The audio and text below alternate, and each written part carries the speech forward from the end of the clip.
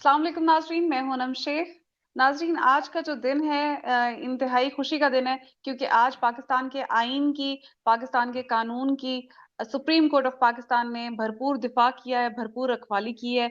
और आज का जो दिन है वो तमाम पाकिस्तानियों के लिए मेरे ख्याल से मुबारकबाद का दिन है। और हमारे साथ इसी खास दिन पर मेरे बहुत खास गेस्ट हैं वकार मलिक साहब, जो हमें अमेरिका से ज्वाइन कर रहे हैं। बहुत बहुत शुक्रिया वकार भाई टाइम देने के लिए and welcome to my show. क्या कहेंगे आप?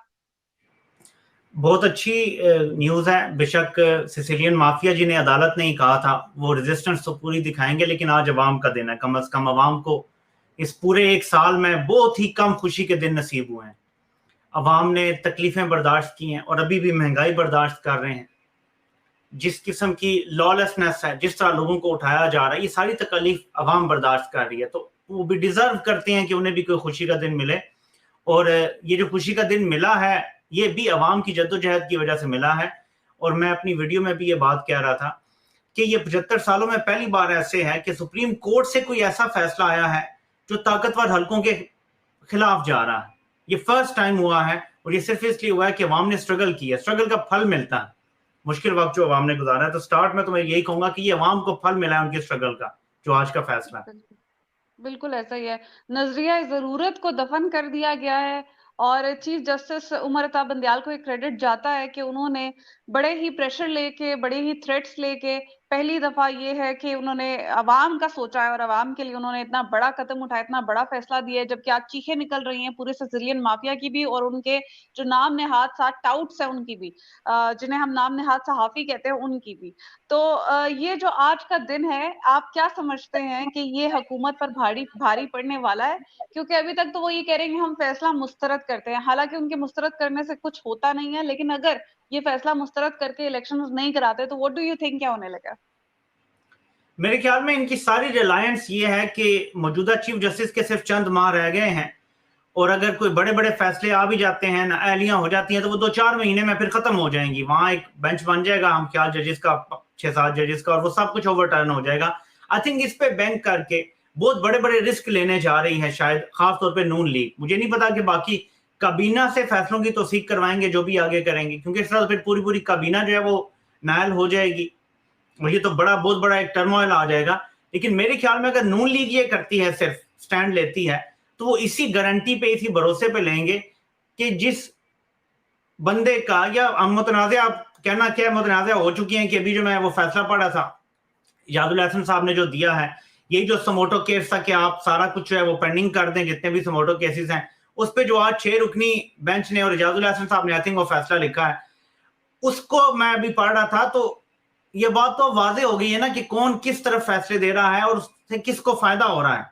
यानी एक हाफिज कुरान का केस है और उसमें आप समोटो पे बंदिश लगा रहे हैं और उनके केसेस को आप रोक रहे हैं। तो इनको तो उम्मीद थी पिछले 3 साल से, और मैं तो कहता चला आ रहा हूं कि एक प्लान 2023 है। नवाज शरीफ 2023 में ही आएंगे, तब आएंगे जब उनको ये लगता है कि उनकी मर्जी का चीफ आ जाएगा, और उसके बाद फिर वो अपने केसेस खत्म करवा लेंगे। तो ये सब कुछ इस पे बैंक करके नून लीग पूरी ट्राई करेगी। नायलियां भी होती हैं तो हों, जो भी होता है वो हो। लेकिन मैं समझता हूं कि शहबाज शरीफ साहब को ये रिस्क सोच समझ के लेना चाहिए, क्योंकि हालात बदलते देर नहीं लगती। जब इंसान चीफ जस्टिस की कुर्सी पे बैठता है तब और सोच होती है, पहले आपकी और सोच हो सकती है। जब आप आर्मी चीफ नहीं बने होते तो सोच और हो सकती है, जब आप चीफ बन जाते हैं तो सोच बदल जाती है। आपको पूरे मुल्क का सोचना पड़ता है, ला मोहल्ला सोचना पड़ेगा। जो मर्जी आ जाए बंदा, उसको मुल्क का सोचना पड़ता है। बिलाखिर आप बिल्कुल ही नहीं हो सकता कि आप पर्सनल होकर और अपनी वफादारियां निभाएं। तो शहबाज शरीफ को सोच समझ के रिस्क लेना पड़ेगा, क्योंकि इसमें फायदा सिर्फ भतीजी का होगा, क्योंकि वो वायद हैं जिनके पास ओहदा नहीं है। बाकी खानदान में हर बंदा जो है किसी ना किसी ओहदे पे बैठा हुआ है और उनको फिर तकलीफ पहुंचेगी इससे। नायली होगी, शहबाज शरीफ साइड पे हो जाएंगे। बेटा पहले ही रद्द कर दिया गया है पंजाब में, तो पीछे तो मरीम नवाज ही होंगी ना। उनके वालिद साहब तो अभी तक नायल है। तो ये उनको खुद नुकसान पहुंचेगा अगर वो ये काम करते हैं। सुप्रीम कोर्ट से टक्कर लेना, परवेज मुशर्रफ साहब ऑल पावरफुल थे, लेकिन जब उन्होंने सुप्रीम कोर्ट के हवाले से फैसला किया, जो बाद में साबित हुआ कि वो जजेस किस तरह के थे, बाद में साबित हुआ, इफ्तिखार चौधरी साहब की असल हकीकत हमारे सामने आई और अब उन्हीं की बाकियात को हम भुगत रहे हैं आज तक। लेकिन वो फैसला जैसा भी था, सुप्रीम कोर्ट से टक्कर लेना उन्हें भी महंगा पड़ गया था, हालांकि वो ऑल पावरफुल थे। और उसके बाद एक ऐसी मूवमेंट चली जिसके बाद उनका भी इक़्तिदार जाता। तो ये तो इतने कमजोर विकेट पे खड़े। अवाम को रिलीफ नहीं दे रहे, आटे की लाइनों में लोगों को मार रहे हैं, महंगाई तारीख की बुलंद तरीन सतह पे है, शरह नमू जो हमारी अभी एशियन डेवलपमेंट बैंक की रिपोर्ट आई है वो सिफर पर है।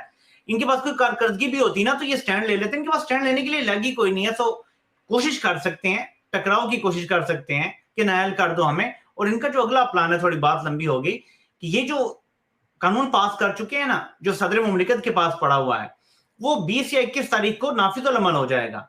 जब वो नाफिजुल अमल हो जाएगा तो इन्हें ये लगता है कि उसके बाद ये चीफ जस्टिस की पावर्स को कर्टेल कर सकेंगे, और जो बेंच बनाने की, अपील की और उसके बाद समोटो का इख्तियार जो है वो 3 जजेस के पास आ जाएगा, एक के बजाय। और 3 जजेस में कौन है? ऊपर तो चीफ जस्टिस बैठे हैं, लेकिन नीचे हम ख्याल जजेस हैं, जस्टिस फायली साहब और जस्टिस सरदार तारिक साहब। तो जब हम ख्याल जजेस बेंच बनाएंगे, हम ख्याल जजेस समोटो लेंगे, तो इन्हें उससे भी उम्मीद है कि हम इलेक्शन से पहले पहले कुछ ऐसा करवाने में कामयाब हो जाएंगे कि हमें इलेक्शन में नहीं जाना पड़ेगा। तो ये सिसिलियन माफिया पूरे प्लान के साथ चल रहा है। There is a method to this madness. ठीक है। तो ये बताइएगा कि इस वक्त ये जो इलेक्शंस के लिए ये जो घबराहट है और ये इलेक्शंस में नहीं जाना चाहते, तो अब क्या इस वक्त अगर ये इलेक्शंस में नहीं जाते और इनके ऊपर आर्टिकल 6 या तौहीन अदालत लग जाती है, तो फिर क्या होने वाला है? क्या हुकूमत घर जाएगी? और अगर हुकूमत घर जा रही है और तौहीन अदालत लगवा कर जा रही है, तो नेक्स्ट स्टेप्स क्या हो सकते हैं? देखिए, तौहीन अदालत, मेरा ख्याल है कि बंदयाल साहब जो है ना, वो चीफ जस्टिस, वो बहुत ठंडे मिजाज के हैं। जिस तरह के अटैक उन पे हुए हैं, वो इससे ज्यादा सख्त भी ऑर्डर कर सकते थे, वो इस दौरान इससे ज्यादा सख्त भी रिएक्शन भी दे सकते थे, एक्शन भी ले सकते थे। आज उन्होंने सिर्फ एक जो है ना वो रिएक्टिव उन्होंने एक फैसला किया, वो ये जो 6 रुकनी बेंच बना, और इसने फायद साहब को सिर्फ ये बताया है कि अभी आप चीफ बने नहीं हैं, वक्त से पहले बनने की कोशिश ना करें। ये बड़ा एम्फेटिक तरीके से उन्हें समझाया गया है और वापस उनकी प्लेस पे उनको डाला गया कि ये आपकी जगह है, अभी आप सेकंड इन लाइन है, अभी आप चीफ जस्टिस इन वेटिंग है, हुए नहीं है। मेरा नहीं ख्याल कि वो ऐसे करेंगे कि सबको उड़ा दिया ये वो, लेकिन वो इन्फोर्स करने के लिए वो फैसले जरूर करेंगे और वो एक्शन जरूर लेंगे जिससे इलेक्शन पॉसिबल हो, जो उन्होंने तारीख का बता दिया है वो ये जरूर करेंगे। बाकी मुझे को बहुत ज्यादा नायलियां होती नजर नहीं आ रही, और ये कमजोर विकेट पे खड़े हैं। अगर वो लोग जो फैसले करते हैं इस मुल्क में, हकीकी फैसले, वो लोग अब सरे तस्लीम खम कर दें सुप्रीम कोर्ट के फैसले के सामने, और सबसे बढ़ के अवामी मंशा के सामने सरे तस्लीम खम कर दें और सिर्फ एक्चुअली न्यूट्रल हो जाएं, तो नून लीग में इतनी हिम्मत नहीं है कि वो सुप्रीम कोर्ट से टक्कर ले सकें। ये तो तब टक्कर नहीं ले सके थे जब नवाज शरीफ को उन्होंने उठा के बाहर फेंक दिया था। टक्कर तब लेनी थी ना जब अपने तायात कायद को सुप्रीम कोर्ट ने, तब ले लेते टक्कर। अब तो कोई ऐसी बात ही नहीं, अब तो आइन की बात है। तब इनकी अपने लीडर पर बात आ गई थी, तब भी नहीं टक्कर ली थी, तो ये टक्कर ले नहीं सकेंगे, इनमें वो हिम्मत नहीं है। 97 वाली बात और थी, अब माहौल बदल गया है, दुनिया बदल गई है, ये 2023 की दुनिया, सोशल मीडिया की दुनिया है, यहाँ पे ऐसा नहीं किया जा सकता। कोशिश जरूर करेंगे ज्यादा। तो ये नहीं आपको लगता कि ये नया बयानिया जो है, कहा यह जा रहा है कि शायद ये नया बयानिया तख्लीक करने की कोशिश करेंगे, सियासी शहीद बन के जाएं अवाम में? कोशिश है, हमें कोशिश जरूर है। आज मरीम नवाज साहबा की भी मैं ट्वीट्स देख रहा था, मैंने आई थिंक उन्हें ब्लॉक किया हुआ, लेकिन किसी ने स्क्रीनशॉट शेयर किए हुए थे, तो उसमें मैं ये देख रहा था कि वो कह रही है कि ठीक है फिर कर दें, नायल कर दें, पहले भी किया था, अभी भी कर दें, हमें नायल कर दें। तो आई थिंक वो मेंटली प्रिपेयर्ड है कि वो तो नायल नहीं होंगी, चचा हो जाएंगे, तो फिर उन्हें एक मौका मिल जाएगा कि मेरे वालिद को भी नायल किया, मेरे चचा को भी नायल किया, मेरे कजन की हुकूमत गिराई गई आर्टिकल 63A का फैसला देके, तो पूरा एक नैरेटिव होगा जिसमें मजलूमियत का बयानिया बेचा जाएगा। लेकिन बात फिर वही आ जाती है, ये लोग 90 की दहाई में, यानी अजहर मशवानी को पकड़ते हैं और सवाल पूछते हैं जी कि ये पैसों के बगैर काम कैसे कर लेते हैं लोग, मतलब ये किस दुनिया में रह रहे हैं। मैं तो हैरान होता हूं।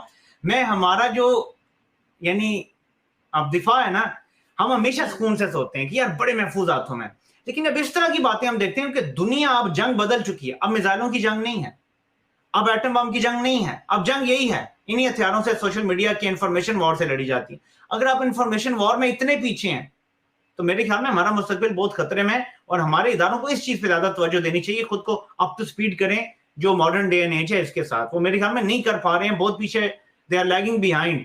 और यही नून लीग का हाल है, वो भी वक्त से बहुत पीछे रह गए हैं, और यही इनकी वजह है। ये सोचते हैं कि हम जो बंद कमरों में बैठ के बयानिया बनाएंगे, जो मैं एक ट्वीट कर दूंगी वो बयानिया बन जाएगा। इमरान खान का बयानिया अमरीकी साजिश के ऐसे नहीं बना, उसके लिए साइफर मौजूद है, उसके लिए सुफरा से जो उनके जितने सफीर थे उनसे मुलाकातें मौजूद हैं, जितने लोग उन्होंने डिसेंट किया वो सारे अमेरिकी एम्बेसी में जा जाके मिलते रहे हैं, फिर जितने साफी जाके मुखालिफ खड़े हुए वो भी अमेरिकी एम्बेसी में उन्हीं दिनों में जाके मिलते रहे हैं। एक स्पेशल असिस्टेंट बन गया, उसकी भी मुलाकातों की तफसीलात मौजूद है इमरान खान के पास, जब उन्हें रिपोर्ट्स मिलती थी आईबी की। तो सारे सबूत हुए, अवाम ने देखे, हकाइक पे उन्हें परखा, फिर इमरान खान के बयानिए पे यकीन किया। ये नहीं कि इमरान खान ने एक दिन रात को सोचा मैं अमरीकी साजिश का बयानिया बनाता हूँ, लोग कबूल कर लेंगे। मैं छोटी सी बात कर दूं, लंबी हो जाएगी। नवाज शरीफ ने 99 में भी बयानिया बनाया था कि उन्हें अमेरिका ने निकाला। अब आप कहेंगे वो कैसे, कि जी मुझे एटमी धमाके करने की सजा मिली है। वाहिद मुल्क जो एटमी धमाकों के खिलाफ था वो अमेरिका था और आपको मना कर रहा था। तो इल्जाम तो लगाया था ना कि अमेरिका ने मुझे निकाला है। जब 2017 में नवाज शरीफ साहब को नायल किया गया, तब भी उन्होंने यही कहा कि मुझे सी पैक की सजा दी गया। मुझे बताएं वाहिद मुल्क कौन है जिसे सी पैक से मसला है दुनिया में? अमेरिका। तब भी उन्होंने इल्जाम अमेरिका पे लगाया था, लेकिन लोगों ने बाय नहीं किया। इल्जाम उन्होंने भी अमेरिका पे लगाया दोनों दफा। इमरान खान ने जब इल्जाम लगाया, साथ सबूत रखे, लोगों ने बाय किया। ऐसे बयानी नहीं बनते, बयानी के लिए सब चाहिए होता है। तो ये बहुत पुराने दौर में रह रहे हैं, इनको अपने आप को अप टू डेट करना पड़ेगा। वेरी वैलिड पॉइंट वकार भाई। ये बताइएगा कि इस वक्त जो कहा जा रहा है कि शायद फाइनेंशियल इमरजेंसी लगा सकते हैं, जिस तरह से सुबह से ये जो चमगोइयां हो रही हैं फाइनेंशियल इमरजेंसी की, इसके ऊपर आपका क्या नुक्ता नजर है? लग सकती है? नहीं, लगने को तो लग सकती है, लेकिन बात फिर वही आ जाती है कि वो जो इन्होंने कानून साजी की है ना, बेंच बनाने की और समोटो वाली, उस पर सारा डिपेंड करता है। अगर तो ये स्ट्राइक डाउन हो जाती है किसी हाई कोर्ट से फौरी तौर पे आते ही, या सुप्रीम कोर्ट से इस पे स्टे हो जाता है स्ट्रेट वे पहले दिन ही, क्योंकि जब ये नाफिजुल अमल हो जाएगी, तो मैं सुन रहा था सलमान अकरम राजा साहब को कि जब ये नाफिजुल अमल हो जाएगी तो इसको मानना पड़ेगा सबको। जब तक ये स्ट्राइक डाउन नहीं होती, ये कानून बन जाएगा। तो उसके बाद फिर अगर इमरजेंसी लगती है, यानी आप समझ लें 21 को ये नाफिजुल अमल होता है, ये 21 या 22 को इमरजेंसी लगाते हैं, तो फिर बेंच बनाएंगे फायद ईसा साहब और सरदार तारिक साहब। वो बेंच क्या बनेगा ये आप भी जानते हैं, मैं भी जानता हूं। तो इमरजेंसी की तौसीक तो वहां से हो सकती है। सिर्फ एक सूरत है कि अगर फुल कोर्ट बनती है 15 के 15 जजेस, तो आज हमने देख लिया, वाजे है कि 8 जजेस एक साइड पे हैं और 7 जजेस एक साइड पे हैं, फिर इमरजेंसी की तौसीक नहीं होगी। लेकिन अगर बेंच उनकी मर्जी का बनता है, वो इसमें कानून के मुताबिक करते हैं, तो फिर तो जाहिर है कि उसमें फैसला जो आएगा वो हमें ऑलरेडी पता है। तो ये करने को कर सकते हैं, इनके पास अभी कार्ड्स मौजूद हैं जो ये आइन को मोड़ तोड़ के किसी ना किसी तरीके से और अपना रास्ता निकालने की कोशिश करेंगे बीच में, क्योंकि लूप होल्स तो हैं आइन में। ठीक है। अच्छा, अब मुझे लास्टली बस ये बता दें कि आपको क्या लग रहा है, इलेक्शंस फाइनली होने जा रहे हैं, या अभी तो डेफिनेटली ये लोग बीच में पता है मसले करेंगे, बहुत सी प्रॉब्लम्स करेंगे, कोशिश अपनी पूरी करेंगे किसी तरह रोक लिया जाए, लेकिन इलेक्शंस का आपको क्या लगता है इस दफा जो सुप्रीम कोर्ट ने स्टैंड लिया इतना बड़ा, ये होगा या नहीं होगा, या क्या लग रहा है आपको? देखें, ये जस्टिस उमरता बंदयाल साहब की लेगेसी एट स्टेक है। देखें, उनकी लेगेसी ये बन गई थी कि उन्होंने रात को 12 बजे मुबैना तौर पे किसी के कहने पे अदालत खोली थी। ये बहुत बड़ा दाग था उनकी लेगेसी पे। अब अगर वो ये दाग धो रहे हैं और आइन के साथ खड़े हैं, मैं ये भी नहीं कह रहा कि वो अवाम के साथ खड़े हैं, मैं ये भी नहीं कह रहा कि वो किसी सियासी जमात के साथ खड़े हैं या किसी सियासी जमात के खिलाफ खड़े, वो आइन के साथ खड़े हैं। और अगर हम पीछे जाएं, तो जो उन्होंने फैसला दिया था ना कासिम सूरी की रूलिंग का, वो टेक्निकली वो भी आइन के मुताबिक ठीक फैसला दिया था उन्होंने। इसको समझें, वो तब भी आइन के साथ खड़े थे। सिर्फ मसला ये था कि वो कोई वैक्यूम में तो नहीं रहते।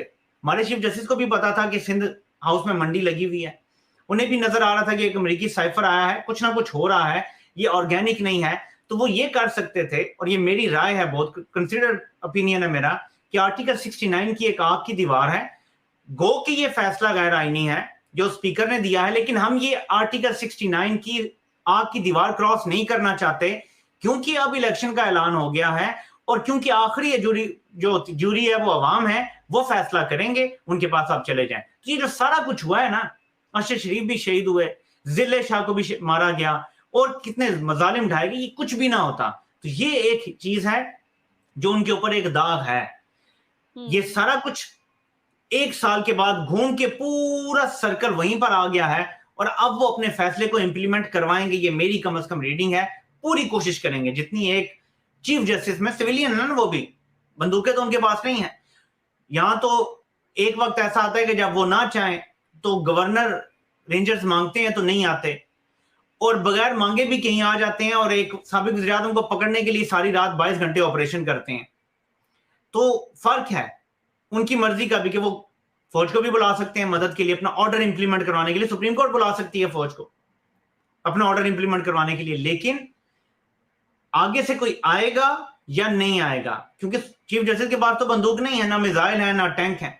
ये यहां पे बात आगे खत्म होगी, लेकिन वो कोशिश पूरी करेंगे। मुझे लगता है वो अपनी लेगेसी वो छोड़ के जाएंगे कि कम से कम उन्होंने देख लिया। देखें, एक साहब रिटायर हुए हैं रिसेंटली, और उनके साथ क्या हो रहा है, अवाम उनके बारे में क्या राय रखती है, ये सबके लिए लम्हा फिक्रिया है और ये निशान इबरत है सबके लिए।